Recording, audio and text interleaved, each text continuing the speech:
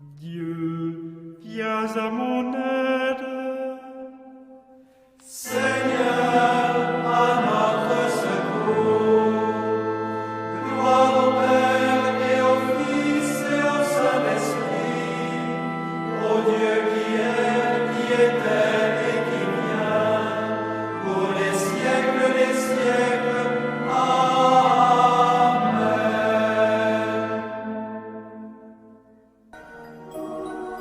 L'ange du Seigneur apporta l'annonce à Marie.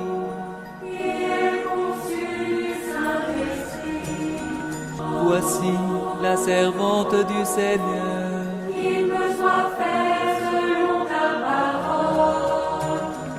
Et le Verbe s'est fait chair. Et il a habité parmi nous.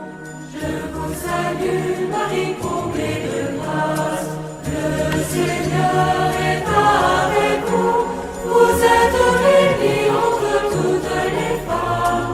Et Jésus, votre enfant, est béni. Sainte Marie, Mère de Dieu, priez pour nous, pauvres pécheurs, maintenant et à l'heure de notre mort. Amen, Amen, Alléluia.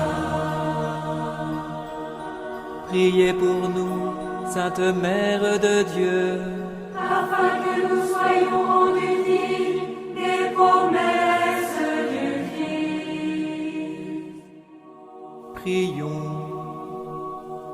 Que ta grâce, Seigneur notre Père, se répande en nos cœurs. Par le message de l'ange, tu nous as fait connaître l'incarnation de ton Fils bien-aimé. Conduis-nous par sa passion et par sa croix, jusqu'à la gloire de la résurrection. Par Jésus, le Christ, notre Seigneur.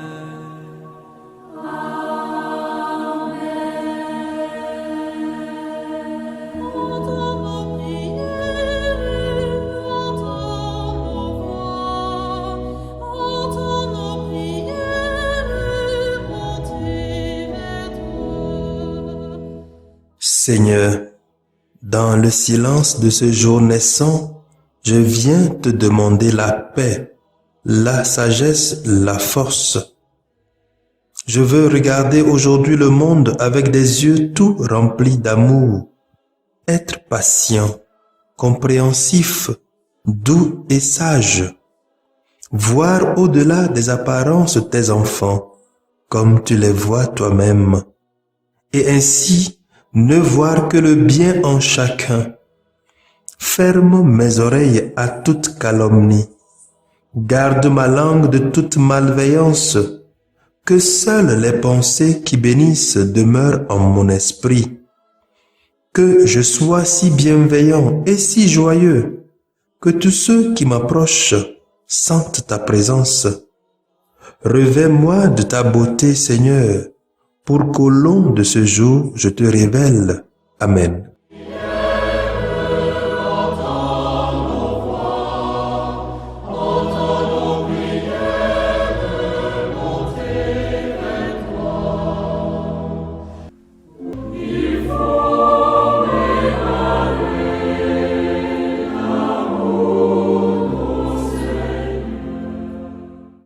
Écoutons les textes de ce jeudi de la 3e semaine du temps de l'Avent, lus par la sœur Julienne Adoboué, sœur de Notre-Dame des Apôtres, et le diacre Mathias Etienne de la Société des Missions Africaines, commenté par le Père Victor Aziabli de la Société des Missions Africaines.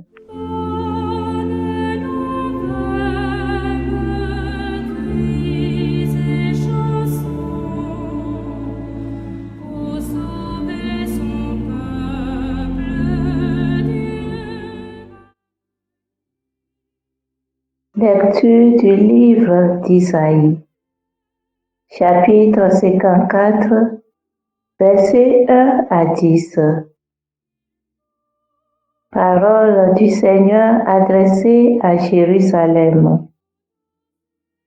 Cri de joie, Femme stérile, toi qui n'as pas eu d'enfant, éclate en cris de joie et d'allégresse, toi qui n'as pas éprouvé les douleurs de l'enfantement.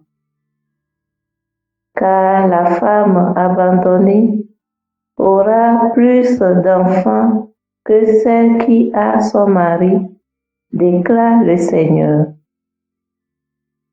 Élargis l'espace de ta tente, déploie sans hésiter la toile de ta demeure, allonge tes cordages, renforce tes piquets. Car ta descendance va éclater dans toutes les directions. Elle recueillera l'héritage des nations. Elle peuplera des villes abandonnées. Ne crains pas, tu ne seras pas confondu. N'aie pas honte, tu n'auras plus à rougir, car tu oublieras la honte de ta jeunesse. Tu ne penseras plus au déshonneur d'avoir été abandonné. Ton époux, c'est ton Créateur, Seigneur de l'univers, est son nom. Ton Rédempteur, c'est le Dieu saint d'Israël. Il se nomme Dieu de toute la terre. Oui, comme une femme abandonnée et désolée, le Seigneur te rappelle. Est-ce qu'on rejette la femme de sa jeunesse? Dit le Seigneur ton Dieu. Un moment, je t'avais abandonné, mais dans ma grande tendresse, je te rassemblerai. Ma colère avait débordé, et un moment, je t'avais caché ma face. Mais dans mon amour éternel, j'ai pitié de toi, dit le Seigneur, ton Rédempteur. C'est ainsi qu'au temps de Noé, j'ai juré que les eaux ne submergeraient plus la terre. De même, je jure de ne plus me mettre en colère contre toi et de ne plus te menacer. Quand les montagnes changeraient de place, quand les collines s'ébranleraient, mon amour pour toi ne changera pas et mon alliance de paix ne sera pas ébranlée, a déclaré le Seigneur dans sa tendresse pour toi. Parole du Seigneur, nous rendons grâce à Dieu.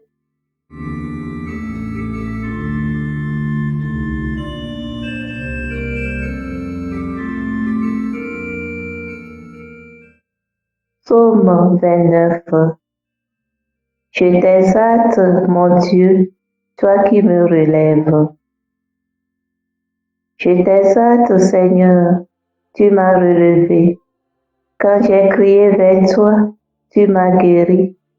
Seigneur, tu m'as fait remonter de l'abîme et revivre quand je descendais à la fosse. Je t'exalte, mon Dieu, toi qui me relèves. Fêtez le Seigneur, vous ses fidèles. Rendez grâce en rappelant son nom très saint. Sa colère ne dure qu'un instant, sa bonté toute la vie. Avec le soir viennent les larmes, mais au matin les cris de joie. Je t'exalte, mon Dieu, toi qui me relèves. Et j'ai crié vers toi, Seigneur, j'ai supplié mon Dieu. Tu as changé mon deuil en une danse.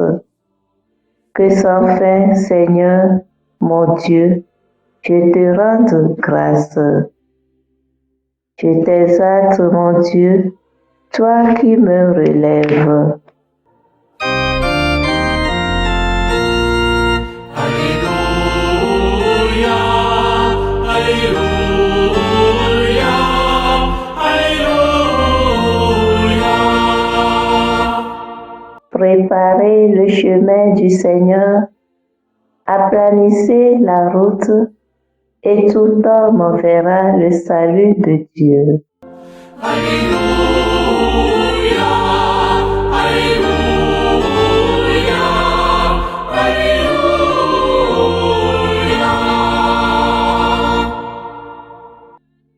Le Seigneur soit avec vous et avec votre esprit.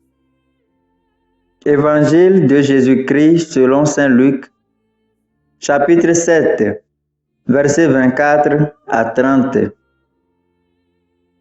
Après le départ des messagers de Jean, Jésus se mit à dire aux foules à propos de Jean: Qu'êtes-vous allés regarder au désert?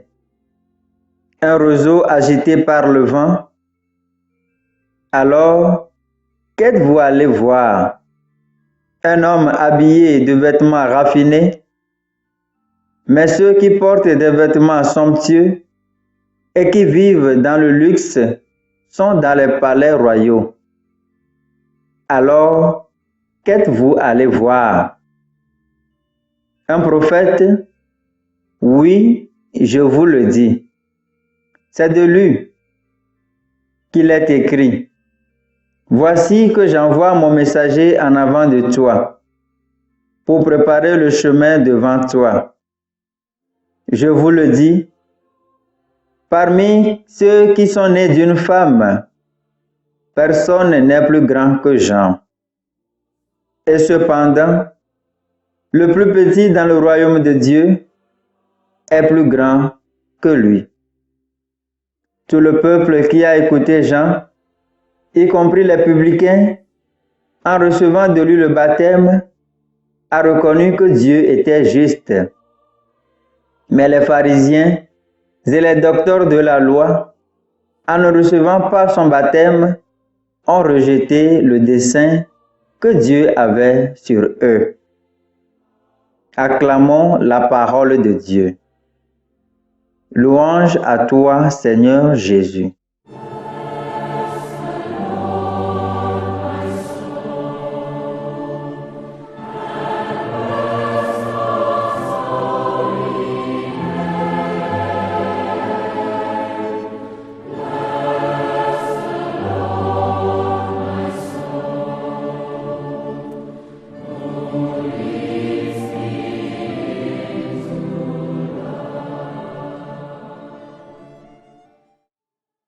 Il n'y a pas de plus grande joie que de se savoir pardonner, que ses délits sont oubliés et surtout qu'une nouvelle page vient de s'ouvrir avec des opportunités à perte de vue. Cette joie du pardon, c'est ce que le Seigneur nous offre à nous, les rebelles, les infidèles. Si le Seigneur nous a caché son visage pour un court instant, il s'engage désormais par serment, comme il a fait au temps de Noé. Je ferai comme au temps de Noé, dit le Seigneur, quand j'ai juré que les eaux ne submergeraient plus la terre. De même, je jure de ne plus m'irriter contre toi et de ne plus te menacer. Isaïe chapitre 54, versets 1 à 10. Car ton époux, c'est le Seigneur de l'univers. Ton Rédempteur, c'est-à-dire ton Libérateur, c'est le Saint d'Israël. Est-ce qu'on rejette la femme de sa jeunesse? Si Dieu nous pardonne malgré nos infidélités, doit-on rester dans notre état d'infidèle? Doit-on se dire que de toute façon, il a juré, il le fera? À cet effet, je me permets de tout faire. Ne serait-ce pas honteux et calomnieux de rester indifférent à la perle de Dieu malgré sa proximité à nous? N'est-ce pas une ingratitude d'abuser de la patience et de la bonté de Dieu et de son amour, surtout de sa tendresse? Indifférents, nous le sommes tous, insouciants et inconscients, et dépensiers de la grâce miséricordieuse de Dieu, nous en sommes des experts. Jusqu'à quand serons-nous indifférents à l'appel de Dieu, lui le Dieu de notre âme, le Dieu de notre salut? Même si les montagnes s'écartaient, si les collines s'ébranlaient, ma fidélité ne s'écarterait pas de toi. Mon alliance de paix ne sera pas ébranlée. Il me semble qu'il est temps de saisir la main que Dieu nous tend pour notre propre bonheur. Pour cela, Jean-Baptiste nous le demande vivement. Préparez le chemin du Seigneur. Il vient, ton époux et ton Rédempteur. Voici que j'envoie mon messager en avant de toi pour préparer le chemin devant toi. Que nous laisse ce messager comme témoignage, si ce n'est pas qu'on revienne de nos folies pour accueillir Dieu qui vient, qui est venu et qui vient encore. Depuis Jean-Baptiste, seuls les violents ont accès au royaume des cieux. Ces violents, ce sont ceux qui ont accueilli le message de Jean-Baptiste dans un cœur sincère pour se purifier des idoles en recevant le baptême de conversion. Être violent en vue du royaume, c'est lutter contre toute forme d'infidélité à l'amour de Dieu. C'est tuer, pour parler comme saint Paul, le vieil homme, la dame en soi, pour être paré comme une vierge qu'on escorte à son époux. C'est accueillir comme la Vierge Marie la bonne nouvelle, la sagesse éternelle pour donner naissance au Fils de l'homme dans un monde en perte de référence et de repère. C'est accepter le dessein bienveillant de Dieu sur notre vie, comme le firent les publicains et le peuple au temps de Jean-Baptiste. C'est enfin refuser toute attitude pharisaïque contre le projet de Dieu.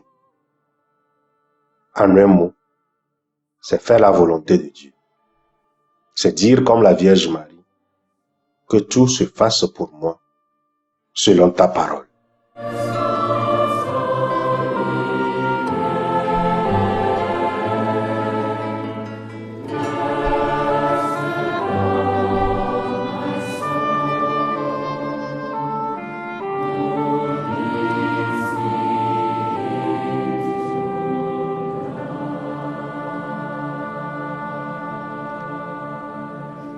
Le Seigneur soit avec vous. Et avec votre esprit.